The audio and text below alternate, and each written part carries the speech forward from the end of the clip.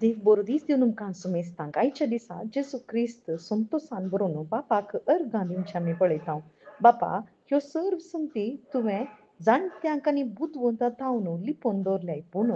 भुरग्यांक ल्हानांक तुवें उगडाप केल्याय देखून हांव तुका अर्गां दिता म्हणटा कित्याक हें सकट सांगता कित्याक म्हळ्यार बाप कोण म्हणून पूत जाणा आसा आनी पूत कोण म्हणून बापा शिवाय दुसऱ्या कोणायकी कळीत ना तर बापाक आमी कशें जाणा जावचें जाणट्यांक आनी बुदवंतांक हे लिपोवन दवरलां म्हणटा म्हळ्यार ह्या संवसाराच्या खंयच्याय जाणवाय जावन ह्या संवसाराच्या खंयच्याय कॉलेजी जावन युनिवर्सिटी जावन वा खंयच्या थावनी बापाक जाणा जावंक जायना देवाचे उतार जाणा जावंक आमकां जायना म्हणटा मगर कोणाक जाता तें त्या भुरग्यांक मात्र बापा थावन जल्मल्ल्यांक मात्र तें उगडापें जाता ह्यो सर संगती ल्हाना भुरग्यांक मात्र उगडापें जातात कोण ल्हान भुरगीं ही संवसाराची भुरगीं न्ही बगर बापा थावन जेजू क्रिस्ता थंय बावार्थ दवरून जेजू क्रिस्ताक जाणा जावंक ताच्या आत्म्याक जोडलेली मात्र थंयसर बापाक जाणा जावंक जातात आनी तर आमी ह्यो सर संगती ही उतरां आमकां अर्थ जायचे जाल्यार आमी कितें करीचें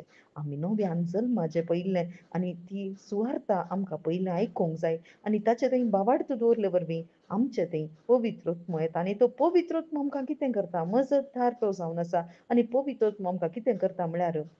जेजून कितें सकट सांगलां तांतलेंच विंचून काडन बापा विशांत तो आमकां कळीत करून दिता कित्याक आमकां दिला कोणाचो आत्मो बापाचो आत्मो आनी बापाचो आत्मो जोडलेली मात्र बापा विशांत जाणा जावंक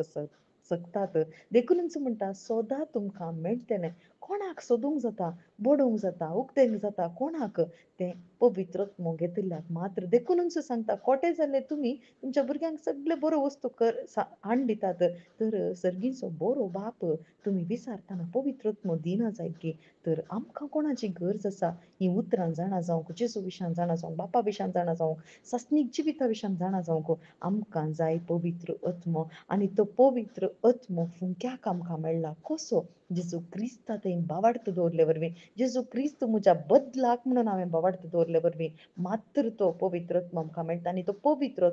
आमकां सस्नीक सुखाक व्हरून पावयता सस्नीक सताक व्हरून पावयता सत आमचें थंय उगडापें करता कशें सांपावलू थंयसर शुभ वार्ता प्रगट करता आसतना लिडियाचें काळीज पवित्र आत्म्यान उक्तें केलें आनी तिका थंयसर शुभ वार्ता अर्थ जाली आनी तिणें बावार्थ दवरलो आनी ती जेजूची शिस जाली आनी व्हरती एक आपोस्तल जावन ती परजळीत जाली तशेंच आमकांय तेंच आपोवणें दिता केदाळ आमी ताची उतरां आयकता आमचें काळीज उक्तें करून दिवचो पवित्रोत्म जावन आसा आनी पवित्रोत्म आमकां कुमोग करता ताचो फाटलाव करूंक बापाक जाणा जावंक आनी तें सस्नीक जिवीत अनुभव करूंक आमेन